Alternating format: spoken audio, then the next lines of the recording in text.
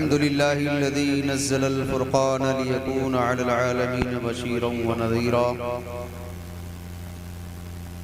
वस्सलातु वस्सलामु अला मन अरसलहु कान लिलकाफ़्फ़तिल ख़ल्क़ि सिराजन मुनीरा व अला आलिहि व अस्हाबिहिल्लज़ीन जज़ाहुमुल्लाहु जन्नतन व हरीरा। अम्मा बाद फ़अऊज़ु बिल्लाहि मिनश शैतानिर रजीम बिस्मिल्लाहिर रहमानिर रहीम। क़ुल ला तअतज़िरू क़द कफ़रतुम बअद ईमानिकुम वक़ाल रसूलुल्लाहि सल्लल्लाहु तआला अलैहि वसल्लम फ़िल हदीसिल मुबारक ला युमिनु अहदुकुम हत्ता अकूना अहब्ब इलैहि मिन वालिदिही व वलदिही वन्नासि अजमईन। माशाअल्लाह।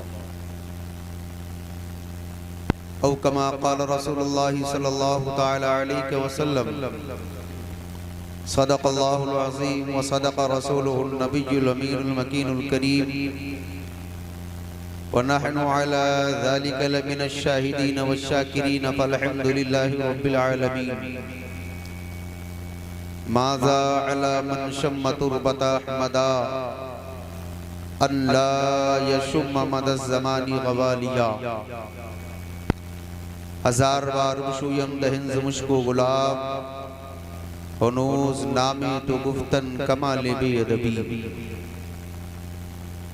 बेमददगार मनम हज़रते हैदर मददे दस्ते कुदरत मददे फातहे खैबर मददे।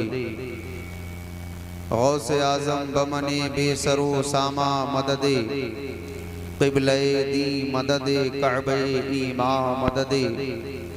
इलाही ताबूत खुर्शीद माही चराग़े चिश्तियाँ रा रोशनाई।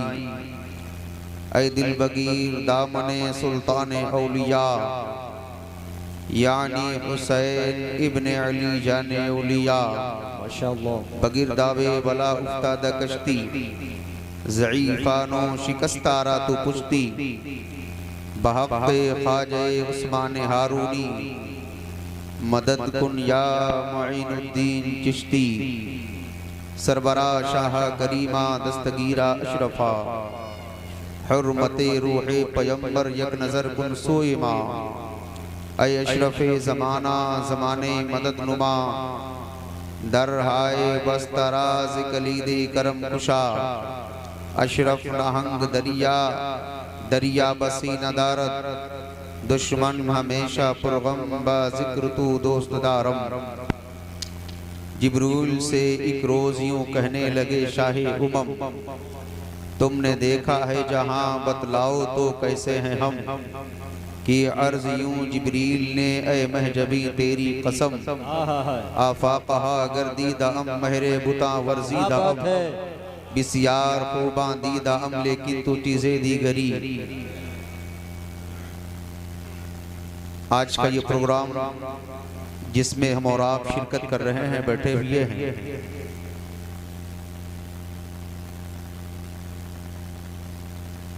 वली कामिल मस्तवलस हजरत बाबा बहार शाह रहमतुल्लाह अलैह की मुक़द्दस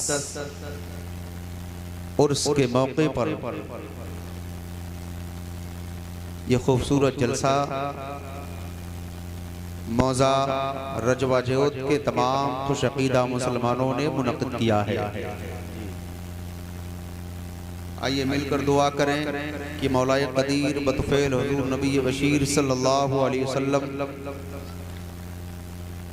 इस पूरी आबादी पर अपना ख़ुसूसी करम फरमाए और साहिबे उर्स के तमाम फैज़ान से हम सबको माला माल फरमाए।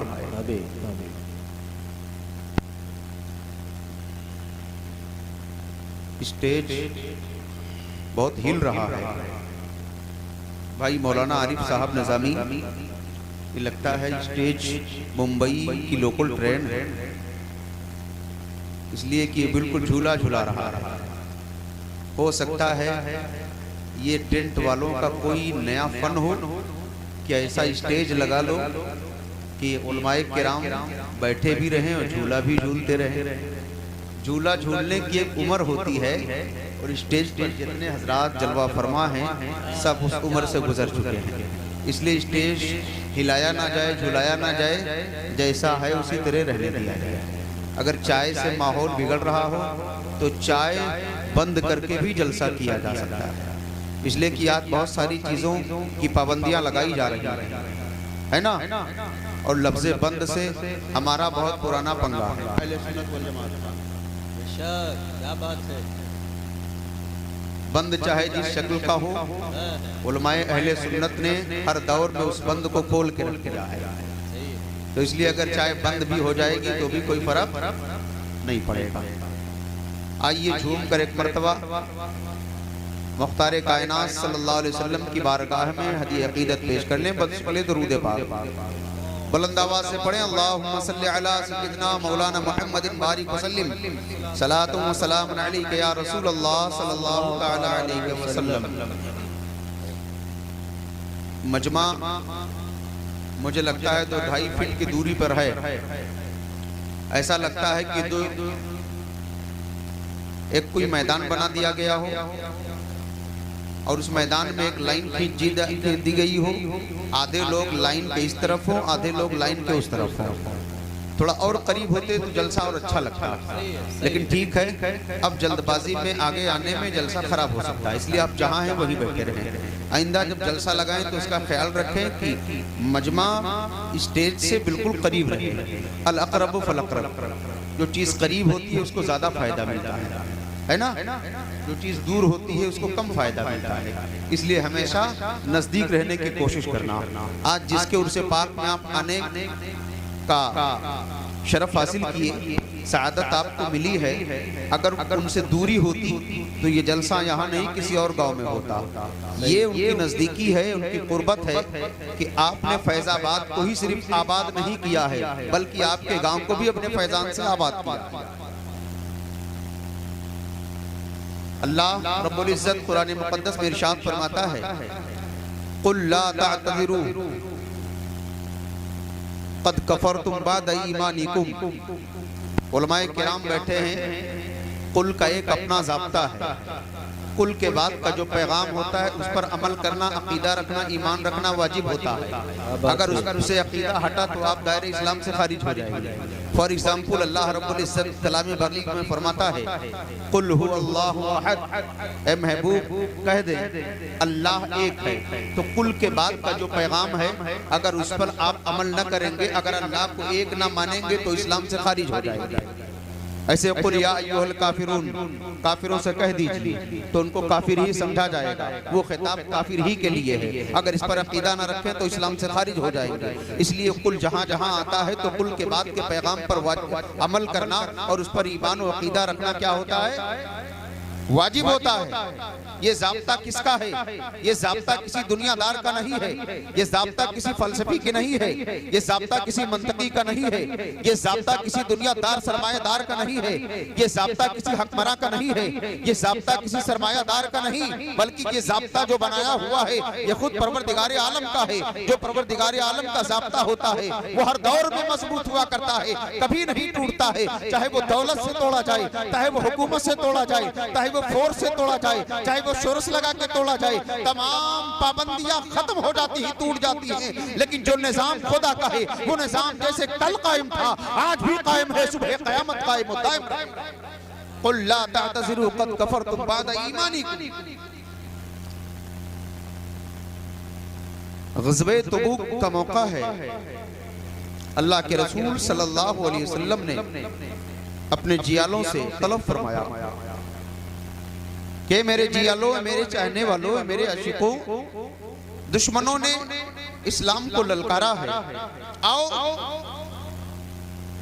काबे की तहफ़्फ़ुज़ को बचाने के लिए आगे आओ, कुरान की अज़मत को पामाल होने से बचने के लिए, बचाने के लिए आगे आओ, इस्लाम की नामूस को बचाने के लिए आगे आओ, इस्लाम पर अपना तन मन धन लुटाने के लिए, आगे आओ रब की रहमत में जगह पाने के लिए, आगे आओ अपने आप को सुरखरू करने के लिए। इसलिए कि जब तुम इस्लाम के लिए सर कटाओगे, इस्लाम तरक्की पर आएगा, इस्लाम की तरक्की होगी और दीन की तरक्की कौम की तरक्की है। जब दीन तरक्की करता है तो कौम तरक्की करती है। इसलिए मेरे चाहने वाले आओ और अपने अपने इस बात को लेकर आओ, अपने अपने दौलतों को लेके आओ, जिसके पास जो है वो लेके आए। तमाम सहाबे किराम ने जो है मन बना लिया है, जिसके पास जो है सब लेकर आ रहे हैं। और उसके बाद जब काफिला चलने लगता है और पहाड़ियों से गुजर रहा था, अल्लाह के रसूल सल्लल्लाहु अलैहि वसल्लम चले जा रहे हैं और आगे भी सहाबा किराम का मजमा है, आपके पीछे भी लोग लगे हुए हैं। कल्ब लश्कर की शक्ल में आप आगे आगे चले जा रहे हैं और लोग चारों तरफ से आपको हाला बनाए हुए हैं। अल्लाह के रसूल सल्लल्लाहु अलैहि वसल्लम इरशाद फरमाते हैं, हे मेरे सहाबा चलते चलो चलते चलो चलते चलो। और सहाबे किराम बढ़ते चले जा रहे हैं। एक छोटी सी जो है जमात आगे निकलती है, बड़ी तेजी के साथ भागती हुई चली जा रही है और कुछ गुफ्तो शुनूद भी हो रही थी। शान रसूल में बयान किया जाता है अल्लाह के रसूल सल्लल्लाहु अलैहि वसल्लम चले जा रहे हैं। गायब से आवाज आती, अल्लाह रब्बुल इज्जत ने आगाह फरमा दिया, ए मुस्तफा ये जो छोटी सी जमात आगे जा रही है ये आपस में कुछ कह रहे हैं, गौर से सुन ले। जब गौर किया जाता है तो पता चलता है जो जमात आगे जा रही थी वो ये कह रही थी, इस शख्स का ये यकीन है, ये शख्स ये चाहता है, ऐसा सोच रहा है, ऐसा चाह रहा है कि लग रहा है कि किसरा के महल्लात पर ये कब्जा कर लेगा, किसरा को भी फतेह कर लेगा, ममालिक को फतेह कर लेगा, ये दुनिया में अपना झंडा लहरा देगा, दुनिया के जो है तख्त ताज पे अपना झंडा नस्ब करेगा।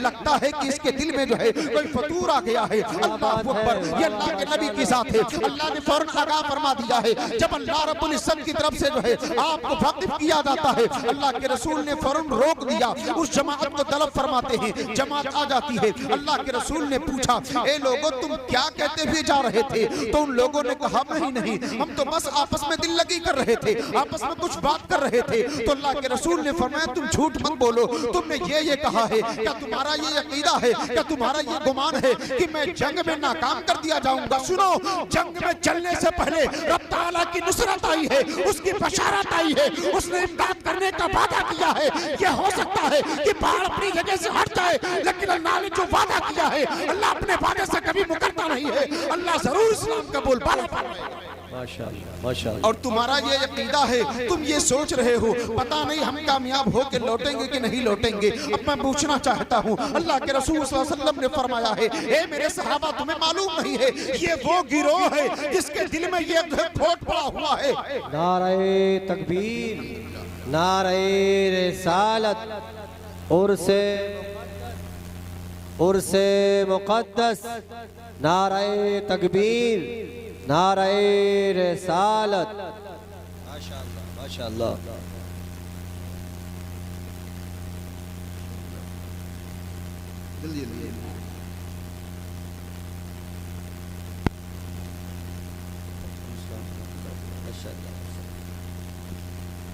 चलिए दुरूद पाक पढ़ो, अल्लाहुम्मा सल्ली अला सय्यिदना मौलाना मुहम्मद सल्लल्लाहु अलैहि या रसूलल्लाह सल्लल्लाहु तआला अलैहि वसल्लम। एक मर्तबा और अब ये दुरूद पाक पेश करें, सल्लल्लाहु अलैहि नबी बारिक वसल्लम, सलातु व सलाम अलैका या रसूलल्लाह सल्लल्लाहु तआला अलैहि वसल्लम।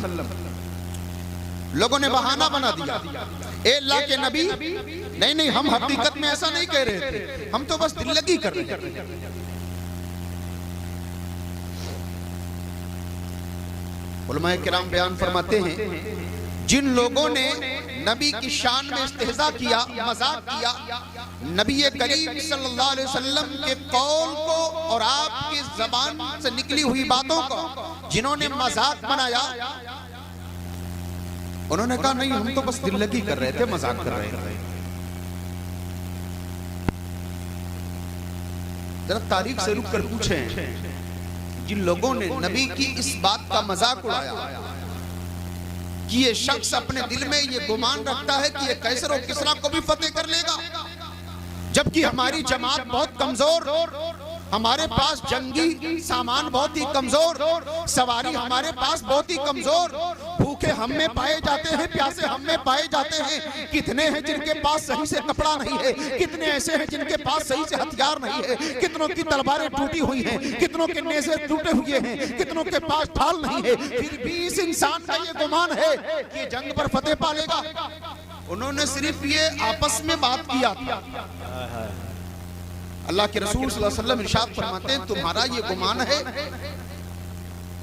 कि मैं कामयाब होकर नहीं लौटूंगा, नाकाम हो जाऊंगा, माज़ल्लाहि रब्बिल आलमीन। रुक कर पूछें जरा उलमाए किराम से आप जब इनसे रुजू करेंगे तो ये आपको बताएंगे कि लोगों सुनो सुनो, बात ऐसी है, जिन लोगों ने कहा था वो कोई यहूदी के लिबास में नहीं थे, ईसाइयों के लिबास में नहीं थे, कुफार और मुशरिकीन के लिबास में नहीं थे, बल्कि उनके ऊपर उनके जिस्म पर जो है इस्लाम का लिबास चढ़ा हुआ था। वो मस्जिदों के पंज वक्ता नमाजी थे, वो मैदान जंग के गाजी हुआ करते थे, मैदान में जंग किया करते थे, तलवारें चलाया करते थे, नमाजी भी थे, मैदान के गाजी भी थे। जो नमाजी भी होता है मैदान के गाजी भी हुआ करता है, जंग में लड़ने वाला असीम मुजाहिद भी हुआ करता है। चाहे कितना बड़ा नमाजी हो, अगर नबी की शान में गुस्ताखी करता है तो अल्लाह तबारक व तआला की तरफ से ये कानून नाज़िल होता है। रब फरमाता है, कुल ला तज़रू कद कफरतुम बाद ईमानिकुम। ए महबूब कह दो इनसे अब बहाना न बनाए, इनका बहाना नहीं चलेगा। तहकीक है इन्होंने कुफ्र कर लिया है इस्लाम लाने के, बहुत खूब, सुभान अल्लाह। ईमान लाने के बाद भी इन्होंने कुफ्र कर लिया। अल्लाहू अकबर। पता चला नमाज और जिहाद ही सब कुछ नहीं। मैं आपको यहाँ पर एक और ज़ाब्ता बता दूं, आप इंसान है ना, जितने लोग इंसान है जरा हाथ उठाएं तो सब इंसान है। अल्हम्दुलिल्लाह। इंसान दो चीजों का मुरक्कब है, मजमुआ है, जिस्म का और रूह का। किसका? सिर्फ रूह है तो भी इंसान नहीं, सिर्फ जिस्म है तो भी इंसान, मुकम्मल नहीं। इंसान कामिल होने के लिए जिस्म का भी होना जरूरी है और रूह का भी होना जरूरी है। अल्लाह एनर्जी मिलती है आप लोगों से। सिर्फ जिस्म का नाम इंसान नहीं। इंसान कामिल उसी वक्त हो सकता है जिस्म भी हो और उसके अंदर रूह भी हो।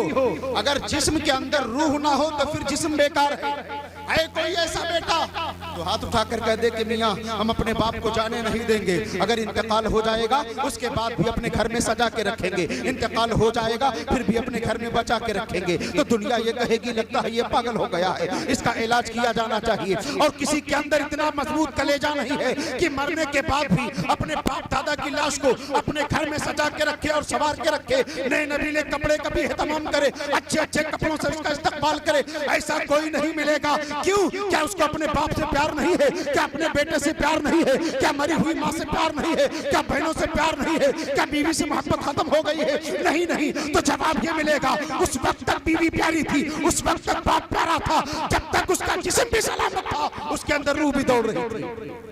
अब रूह जब निकल गई तो फिर जिस्म किस काम का? आज जिस्म को सजा के रखेंगे, एक दिन बचा के रखेंगे, बर्फ की सिल्ली लगा देंगे, तरह तरह के इंतजाम कर देंगे, लेकिन 2 दिन जैसे बीतेगा लोग अपनी अपनी नाक बंद कर लेंगे, ताफुन फैल जाएगा, बीमारियां गर्दिश करने लगेंगी और इंसान का जिस्म सड़ने लगेगा। नतीजा क्या निकलेगा कि इसके अंदर से रूह जा चुकी है, अब इसका जिस्म किसी काम का नहीं है, इसका जिस्म इस लायक है कि उठाओ इसको, नहलाओ धुलाओ, कफन में सजा दो, खुशबुओं में बसा दो और 4 लोगों के कंधे पर उठाओ और जमीन के हवाले कर दो। जी बेशक। क्या किसी जाते हुए जनाजे से किसी ने रोक कर कहा है ए लोगों जरा ठहर जाओ, अब्दुल्ला का इंतकाल हो गया है, अभी कैसे उसको दफन कर सकते हो, कब्र में अभी उतारने की इजाजत नहीं है। क्यों? क्योंकि इसलिए कि मेरी बहुत सारी बातें अभी बाकी हैं, बहुत सारी राजो नियाज की बातें करनी बाकी है, मसले पर अभी गुफ्तगू करनी है, अभी फिक्र पर बहस करनी है, मंतिक पर अभी मुझे बहस करना है, अभी सारे तबसरे बाकी है, अभी मामलात तय करने बाकी है, अभी मसला हल करना बाकी है। लोग यही कहेंगे जितने मसले थे अब खत्म हो चुके हैं, जितने मामले थे अब सबके सब खत्म हो चुके हैं। इस्लाम मर जाता है, उसके अमल का रजिस्टर बंद हो जाता है, मुनक़ता हो जाता है उसके अमल का रजिस्टर। इसलिए अब जो भी करना है घर वालों से मामला तय कर लेना, जो भी मसला पूछना है हजरत से मालूम कर लेना, इमाम से मालूम कर लेना। क्यों ऐसा कहा है? इसलिए कि रूह तो जा चुकी है, इंसान के जिस्म में जो रूह दौड़ती है, ज़बान का पता वही रूह देती है, आंख का पता वही रूह देती है, हाथ अगर पकड़ता है इसमें हाथ का अपना पावर नहीं है बल्कि इसमें पूरा पावर रूह का है। बहुत खूब। आपने देखा होगा ना, लकवा किसी किसी को फालिज अटैक कर जाता है, हाथ के एक हिस्से पर फालिज अटैक कर गया, अब ये हाथ बिल्कुल लकड़ी के मानिंद है, वो पकड़ना चाहे तो पकड़ नहीं सकता है, वो खाना चाहे तो खा नहीं सकता है, हरकत में लाना चाहे तो कर नहीं सकता है, इसलिए कि इतने हिस्से से रूह का सिलसिला। आज जो लोग कहते हैं हम भी नमाज पढ़ते हैं, हम भी रोजा रखते हैं, हम भी ज़कात देते हैं, हम भी हज अदा करते हैं, हम भी तबलीग करते हैं, हम भी पूरी दुनिया में दौड़ दौड़ कर कलमे हक ला इलाहा इल्लल्लाह का प्रचार करते हैं, मुझे मालूम है तुम जिस्म के एक हिस्सा तो हो सकते हो, लेकिन जिस्म का वो अपाहिज हिस्सा है जिससे नापाकी का लकवा मार गया है, जिसको जो फालिज अटैक कर गया है, तुम्हारा अकीदा तबाह बर्बाद हो गया है। इसलिए जिस्म का हिस्सा तो है, लेकिन वो हिस्सा अपना काम, रूह का हिस्सा टूट कर उसका सिलसिला टूट गया है। तो जैसे इंसान दो चीजों का मुरक्कब है ना, जिस्म और रूह। अच्छा ये बताइए, जिस्म दिखाई देता है, दिखाई देता है ना, आप देख कर पता, चाचा खड़े हो जाइए, आपको देखकर ये लगता है कि सेहतमंद है, अच्छे आदमी है, कोई बीमारी नहीं है, अच्छे दिख रहे हैं, खूबसूरत दिख रहे हैं, अल्लाह आपकी जिंदगी को लंबी फरमाते बैठ जाए।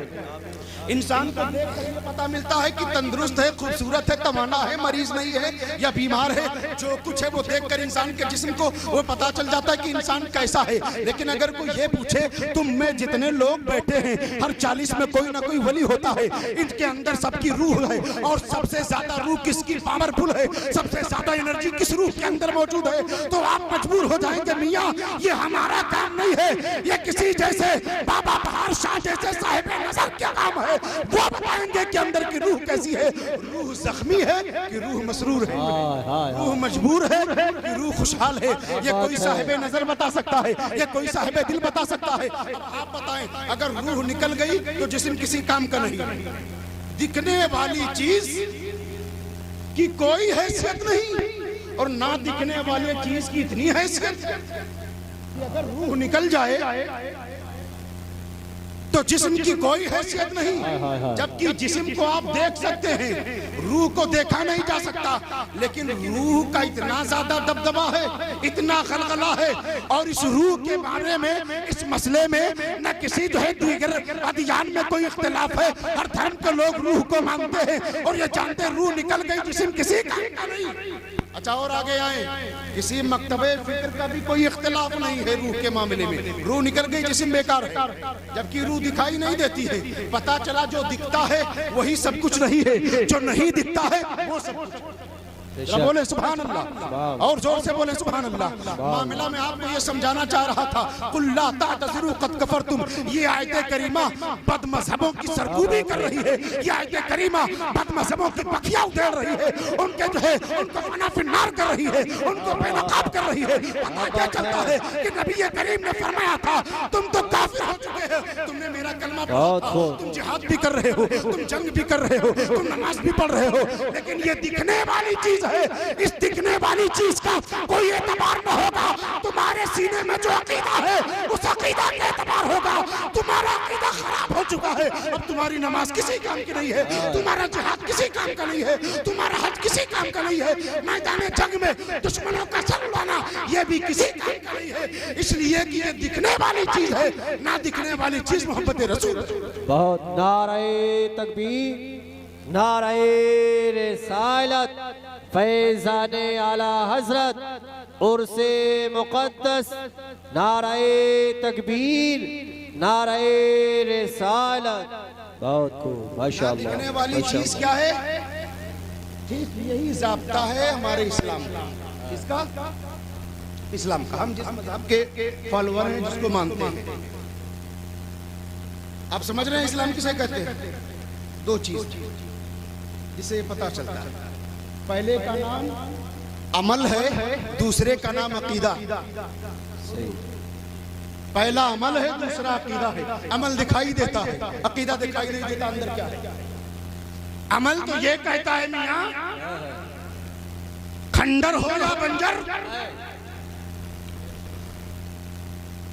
मैदान हो या दुकान हो, सफर हो या हजर हो, बैलगाड़ी हो या रेलगाड़ी हो, हमारा अमल यह है कि वही दान देते हैं। लेकिन जब अकीदा पूछा जाए तो अकीदे में ये पता चलता है, ठीक है हम नमाज तो पढ़ते हैं, लेकिन हमारा अकीदा ये कहता है अगर नबी का ख्याल नमाज में आ जाए तो नमाज बातिल आ जाती है, माज़ल्लाहि रब्बिल आलमीन। अगर नबी का ख्याल नमाज में आ जाए तो नमाज छोटी और बातिल खराब हो जाया करती है। ये अकीदा है। नमाज और खट्टा तो दिखाई दे रहा है, अकीदा दिखाई पता चला सिर्फ नमाजी सब कुछ। आज जो लोग कहते हैं हम सबसे बड़े नमाजी हैं, सुन्नी नमाज नहीं पढ़ता है, ना सुन्नी आलिम नमाज पढ़ता है, ना नमाज पर तकरीर करता है, ना रोजे की फजीलत बयान करता है, सिर्फ वहाबियों का पीछा कर रहा है, तो बंदियों की जो है खाना तलाशी कर रहा है, अहले हदीस को धो रहा है, जहाँ पारा वहीं तरदीद कर रहा है। पता चला ये पैदा किए गए सिर्फ तरदीद के लिए, हम पैदा किए गए सिर्फ अमल के लिए। तो मुझे कहने दिया जाए कि तुम्हारा सिर्फ इल्जाम है, उलमाए हक नमाज पर तकरीर भी करते हैं, नमाजें भी पढ़ते हैं। जाओ जामिया शफिया में अब तारीख बिठा कर हिंदुस्तान का सबसे बड़ा जलसा होता है, जलसे को रोककर सबसे बड़े नमाज की जमात में है, जमात के साथ नमाज अदा कराई जाती है, नमाज का पैगाम दिया जाता है कि तुम्हारा इल्जाम है कि हम नमाज न पढ़ते हैं, न पढ़ने का पैगाम देते हैं, हमसे बेहतर तुम्हारी नमाज हो ही नहीं। वाह वाह वाह, बहुत इसलिए कि तुम्हारी नमाज तो दिखाई देती है, अकीदा दिखाई नहीं देता है। हमारी नमाज भी दिखाई देती है, हमारा अकीदा भी दिखाई देता है। जरा बोले सुभान अल्लाह। जो लोग ये कहते हैं अब उनका अकीदा तो अमल तो ये कहता है, मियां हम क्या करें, रमजान की क्या तखसीस है, हम सालों साल रोजा रखते हैं, कहीं एक खजूर मिल गई अगर जमीन पर पड़ी है झाड़ कर खाना खा लिए, इसलिए कि झाड़ कर खाना ये सुन्नते रसूल है। जालिम हथियार भी बना रहा है नबी की सुन्नतों, बहाना बना रहा है नबी की सुन्नतों का, जबकि उसको मालूम नहीं है रब ताला ने पहले रन कर दिया है, कोई बहाना हरगिज़ नहीं चलेगा। ला तातज़िरू क़द कफ़रतुम, कुफ्र के आगे कोई बहाना न चलेगा, न नमाज का बहाना चलेगा, न रोजे का बहाना चलेगा, न ज़कात का बहाना चलने वाला है, न हज का बहाना चलने वाला है, न अमल का बहाना चलने वाला है, न खैरात का बहाना चलेगा, न कुरान का बहाना चलेगा, न हदीस का बहाना चलेगा, कोई बहाना न चलेगा। इसलिए कि तुमने अपने दिल में इतना गंदा अकीदा रखा है, वो गंदा अकीदा या तो शैतान अपने पास बचा के रखा था, अब शैतान ने डिब्बी खोल दी है, जहाँ जहाँ उसका धुआं पहुँच रहा है वहाँ वहाँ ऐसा अकीदा फैल रहा है। और एक बात बताऊं, जिस अकीदे में कोई आला हजरत का गुलाम नहीं होता है ना, वो पूरा पूरा इलाका शैतान का गुलाम हो जाता है। अल्हम्दुलिल्लाह हमारा चाहे इलाका हो, चाहे गांव हो, चाहे जो है जिला हो, पूरे मुल्क की बात कर लें, कोई गांव ऐसा खाली नहीं जहां कोई गुलाम रसूल गुलामे आला हजरत ना मौजूद हो। जहाँ गुलामे आला हजरत मौजूद होते हैं ना, वहाँ ऐसे ही उनकी धुलाई हुआ करती है और अकीदे को बिल्कुल साफ करके बयान कर दिया जाता है। तो मेरे कहने का मतलब ये था कि दो चीजों का नाम इस्लाम है, एक का नाम अमल है, दूसरे का नाम अकीदा। अब आइए हदीस पाक से हवाला ले ले। हदीस की किताब का नाम तिरमिज़ी शरीफ, जिल्द नंबर 1। अल्लाह के रसूल सल्लल्लाहु अलैहि वसल्लम के एक मुक़द्दस सहाबी है जिनका नाम हजरत सैयदना अबू हुरैरा रज़ियल्लाहु ताला अन्हु है। आपने अक्सर नाम सुना होगा, आप से मरवी है कि अल्लाह के रसूल सल्लल्लाहु अलैहि वसल्लम ने एक मरतबा एक मकान की तरफ से आप गुजरे, साहिब मकान को आवाज दे दी, नहीं आई, थोड़ी देर के बाद आई, और जो साहिब मकान था उनका नाम हज़रत सईद बिन मुअल्ला है। थोड़ी देर के बाद आए, अल्लाह के रसूल सल्लल्लाहु अलैहि वसल्लम ने पूछा कहाँ थे, मैंने तुम्हें पुकारा तुम आए नहीं। उन्होंने अर्ज किया या रसूल अल्लाह मैं क्या करता, मैं तो नमाज पढ़ रहा था। अमल और अकीदे को यहीं पर देख लो, कोई दुश्मन रसूल मिले उठाकर इस जुमले को उसके मुंह पे मार देना। ने कहा या रसूल अल्लाह मैं क्या करता, मैं तो नमाज पढ़ रहा था। कौन तो उसल्ली, हालत नमाज में था, आपने आवाज दी नमाज जरूरी है, आपका बुलाना जरूरी है। अल्लाह के रसूल सल्लल्लाहु अलैहि वसल्लम ने इरशाद फरमाया, ए सईद इब्न मुअल्ला क्या तूने कुरान की ये आयत नहीं पढ़ी, या अय्युहल्लज़ीना आमनु इस्तजीबू लिल्लाहि व लिरसूलि इज़ा दआकुम लिमा युहयीकुम। ए ईमान वालों, और ये खिताब अल्लाह ने काफिरों से नहीं फरमाया, इन बदअकीदों से जाके कह दो अल्लाह ने जो खिताब फरमाया है मोमिनों से फरमाया है, मुसलमानों से फरमाया है। वो मोमिन मुसलमान जो इस्लाम को इनडायरेक्ट नहीं बल्कि डायरेक्ट रसूल से ले रहे थे। अल्लाह के रसूल ने फरमाया क्या तुमने ये आयत करीमा नहीं सुनी कि ईमान वालों जब तुम्हें अल्लाह और उसके रसूल बुलाएं तो तुम दौड़े दौड़े चले आओ, जिस हाल में उसी हाल में चले आओ। उन्होंने कहा या रसूलुल्लाह सल्लल्लाहु अलैहि वसल्लम फदा काबी व उम्मी व नफ्सी, आपके कदमों पर मेरी जान कुर्बान, मेरे माँ बाप निसार। या रसूलुल्लाह मुझे मालूम नहीं था, मुझे माफ फरमा, अब जब भी बोलेंगे मैं नमाज तोड़ के हाजिर हो जाऊंगा। देखा अल्लाह के रसूल ने ये नहीं कहा ठीक है नमाज पढ़ रहे थे, नमाज पढ़ लेते तब आते, इसलिए कि आयत करीमा में इतनी जमायत है, इतनी वसात है, इतनी गहराई है, इतनी गहराई है कि अगर आप इसको उठाकर पढ़ेंगे, इसका तर्जमा पढ़ेंगे, और ऐसा वैसा तर्जमा नहीं बल्कि तर्जमा कंजुल ईमान पढ़ेंगे तो आपको पता चलेगा। या अय्युहल्लज़ीना आमनुस्तजीबू लिल्लाहि व लिर्रसूल इज़ा दअाकुम, अभी तक इस दुनिया पे आया नहीं है, न कभी आने वाला है। इतनी जामे किताब अल्लाह रब्बुल इज्जत ने किसी नबी को अता नहीं फरमाई है। ये वो किताब है जिसमें तौरात का निचोड़ भी है, ये वो किताब है जिसमें ज़बूर भी मौजूद है, ये वो किताब है जिसमें इंजील भी मौजूद है, ये किताब है जिसमें तमाम सहाइफ का अल्लाह रब्बुल इज्जत ने खजाना रखा है। उस किताब में अल्लाह फरमाता है इज़ा दअाकुम, जबकि जिक्र हो रहा है दो जातों का, जाते खुदा और जाते रसूल का, तो सिर्फ अल्लाह रब्बुल इज्जत ने वाहिद का सेगा इस्तेमाल फरमा के ये कह दिया है ए मेरे चाहने वालों, ए मेरा कलमा पढ़ने वालों, ए मेरे बंदो सुनो, कान खोल कर सुन लो और अकीदा साफ कर लो। अकीदा साफ होगा तो अमल खुद ही साफ हो जाएगा, और अगर अमल नापाक होगा, अगर अकीदा नापाक होगा तो कोई भी अमल तुम्हारा पाक। क्या बात है। अमल पाक करने के लिए अकीदे का पाक होना जरूरी है, और अगर अकीदा ना पाक है तो अमल चाहे जितना हो सब बेकार है। हमारा तो यही अकीदा आपका भी है, जरा बोले सुभान अल्लाह। सुभान अल्लाह। अल्लाह रब्बुल इज्जत फरमाता है दआकुम, वाहिद का सेगा, दआकुम वाहिद का सेगा, यानी है मेरे बंदो अब तो समझ जाओ मैंने सिर्फ वाहिद कह के अपने रसूल को तुम्हारे सामने किया। और जब अल्लाह किसी को बुलाना चाहता है ना तो डायरेक्ट आवाज आसमान से उसके कान में नहीं आती है। अल्लाह जब बुलाना चाहता है अपनी बारगाह में तो अपने महबूब की जबान से बुलाता है, अपने महबूब की आंखों से देखता है, अपने महबूब के हाथों से पकड़ता है, अपने महबूब के हाथों से पैर से चलता है। गोया की जबान मुस्तफा की होती है, बोलना खुदा का होता है, हाथ मुस्तफा का होता है, पकड़ना खुदा का होता है, पैर मुस्तफा का होता है, चलना खुदा का होता है, निगाहें मुस्तफा की होती है, नूर मेरे खुदा का। क्या बात है। बहुत तो फरमाता है ए मेरे बंदो नबी का दरबार ही मेरा दरबार है, नबी का बुलाना ही मेरा बुलाना है।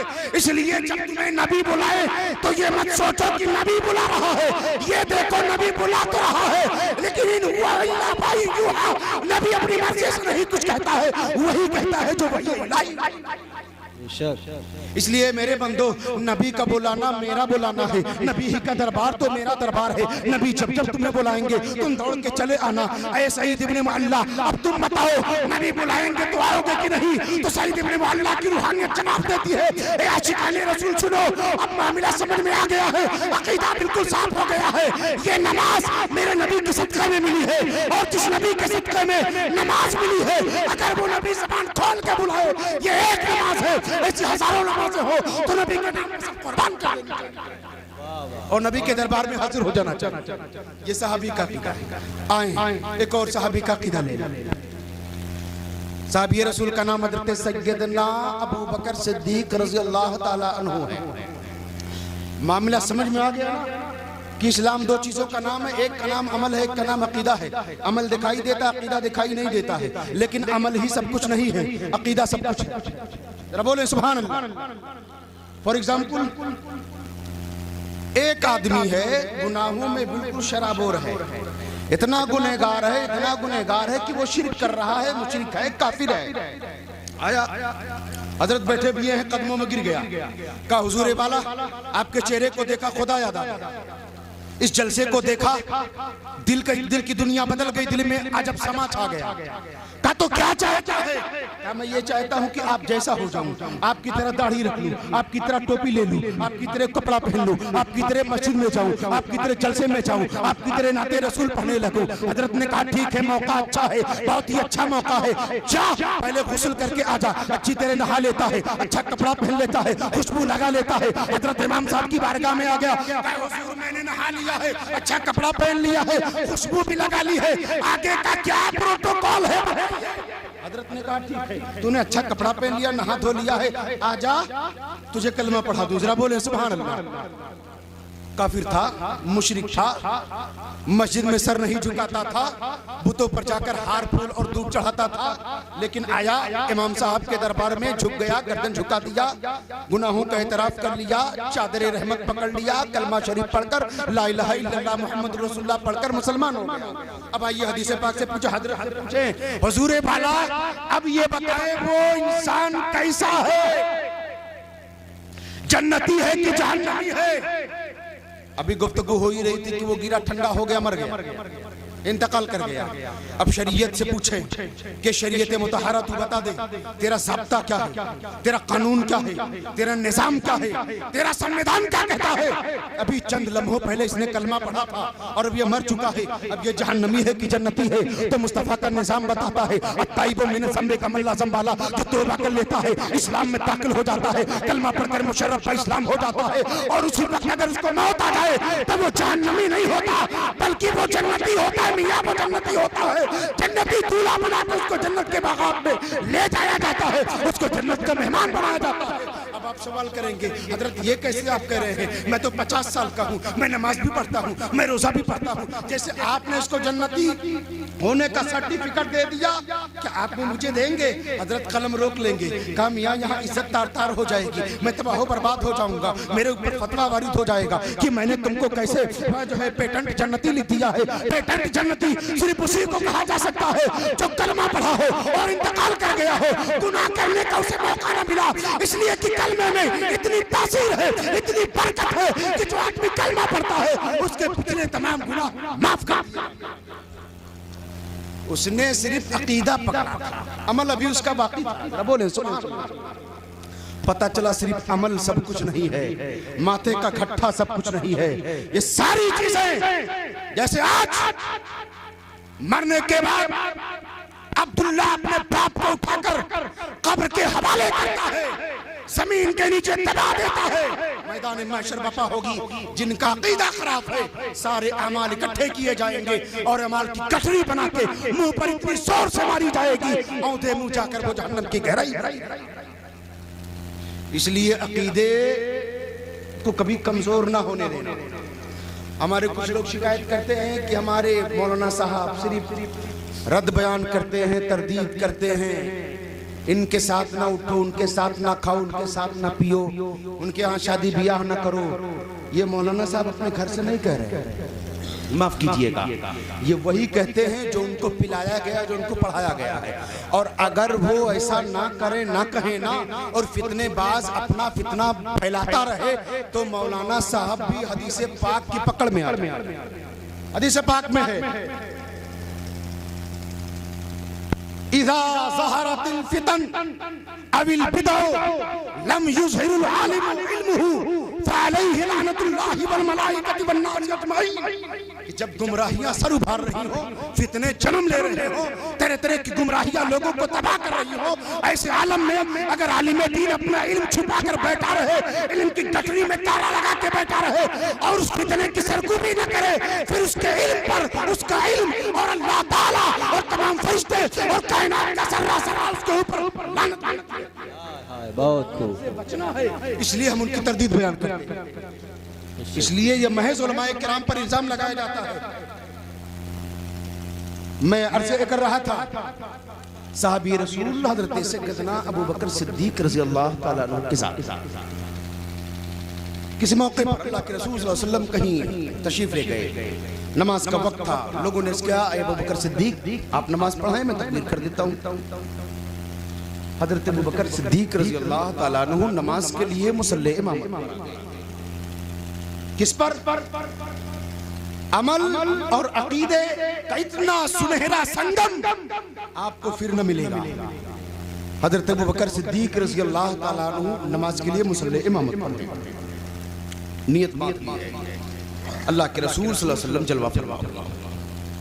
साहबे किराम को महसूस हुआ कि अल्लाह के रसूल तशरीफ ले आए, तो तमाम लोगों ने अपना दाया हाथ बाएं पे मारना शुरू किया, यहाँ तक कि ये चीज, ये हरकत इमाम तक पहुंची।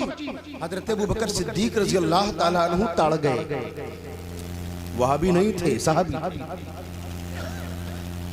पीछे आ गए। अल्लाह के रसूल सल्लल्लाहु अलैहि वसल्लम मुसल्ले इमामत पर तशरीफ लाए, नमाज हस्ब मामूल पूरी हुई। अल्लाह के रसूल सल्लल्लाहु अलैहि वसल्लम ने पूछा, ए अबू बकर सिद्दीक, तुम नमाज के लिए मुसल्ले इमामत पर थे? किसके लिए? नमाज के लिए मुसल्ले इमामत पर थे, तुम पीछे क्यों आ गए? हजरत अबू बकर सिद्दीक रज़ी अल्लाह ताला अन्हु अर्ज करते हैं, या रसूल अल्लाह, मा काना लिजंबगी लेब्न अबी क़हाफ़ता अन युसल्ली बैन यदै रसूलिल्लाह सल्लल्लाहु ताला अलैहि वसल्लम। या रसूल अल्लाह, अबू क़हाफ़ा का बेटा इस लायक नहीं कि वह रसूलों के इमाम के आगे नमाज पढ़ाए। ये हालत नमाज में है अबू बकर सिद्दीक रज़ी अल्लाह ताला अन्हु, और अकीदा इतना मजबूत है कि अगर नबी नमाज के दरमियान आ जाए, मुसल्ला छोड़ के पीछे आ जाओ और हालत नमाज में रहो और बाकी की नमाज नबी पूरी करा दे, नमाज बातिल नहीं बल्कि नमाज मुकम्मल हो रहा करती है, अकबल हो रहा करती है। तो अगर सहाबी के अकीदा देखेंगे तो नबी का एहतराम इस कदर से पाया जाएगा कि नमाज तो नमाज है। ऐसी चीजों में भी सहाबा किराम ने अपने नबी को जो है मुकद्दम किया है, तो पता चला सिर्फ नमाज सब कुछ नहीं है बल्कि अकीदा ही सब कुछ है। बेशक, बहुत खूब, माशाअल्लाह। अगर अकीदा खो गया तो फिर नमाज लिए लिए आप घूमते रहेंगे। इसलिए मेरे प्यारे भाइयों, कभी अकीदे को मजरूह ना होने देना, अकीदे पर गहरी पकड़ और गहरी निगाह रहना। इस मामले में कभी किसी से समझौता ना करना, चाहे वो फिर आपका सगा मामू हो, चाहे आपका खाला हो, आपकी खाला हो या खालू हो, चाहे आपके भाई भतीजे हो, मामू हो। ये सारी चीजें, ये सारे रिश्ते ऐसे हैं। साहबे किराम की तारीख उठाकर पढ़ें तो आपको पता चलेगा, साहबे किराम में से किसी ने नबी से दुश्मनी रखने की वजह से किसी सहाबी ने अपने बाप की गर्दन काटी थी, किसी शख्स ने, किसी भांजे ने अपने मामू की गर्दन उतार दी थी, किसी भतीजे ने अपने चाचा की गर्दन काट ली थी, किसी बेटे ने अपने बाप को फनाफिनार कर दिया था, किसी बाप ने अपने बेटे को कत्ल कर दिया था। ये कत्ल सिर्फ इस वजह से हो रहा था, मानो दौलत की वजह से नहीं, अमल की वजह से नहीं, बल्कि अकीदे की बुनियाद पर हो रहा था। क्या बात। तो फिर जब उस दौर में मामू भांजे भतीजे नहीं टिके, तो फिर आज भी अकीदे के सामने कोई टिकना नहीं चाहिए। इंशाअल्लाह तबारक, बोले इंशाअल्लाह तबारक। इंशाअल्लाह। अल्लाह रब्बुल इज्जत आपकी इस महफिल को सदा कायम व दायम रखे। हुजूर बाबा बहार शाह रहमतुल्लाह अलैह के फैजान से आप सबको माला माल रखे। रब इरशाद फरमाता है, कुल्ला तातज़िरू क़द कफ़रतुम बअद ईमानिकुम। ए महबूब, कह दो इन लोगों से जो आपके साथ मजाक कर रहे हैं, हरगिज़ बहाना इनका न चलेगा। इन्होंने तहकीक के साथ इन्होंने ईमान लाने के बाद भी कुफ्र कर लिया। और जब नबी की शान में एक अदना सी गुस्ताखी को रब बर्दाश्त नहीं करता, उन्होंने कहा हम दिल लगी कर रहे थे, सफर में थे। तो जब अल्लाह रब्बुल इज्जत दिल लगी को बर्दाश्त नहीं करता, मजाक को बर्दाश्त नहीं करता, तो फिर जो लोग सीना खोल कर, दिल खोल कर मिंबर रसूल पर बैठ कर कहते हैं नबी को पीठ पीछे का इल्म नहीं है, माज़अल्लाहि रब्बिल आलमीन, अल्लाह उन्हें कभी माफ नहीं फरमाएगा। चलो, जो गुस्ताखे नबी है वो कब्र से ही ठोके जाएंगे इंशाअल्लाह। बस इन्हीं बातों के साथ अपनी गुफ्तगू खत्म कर रहा हूँ।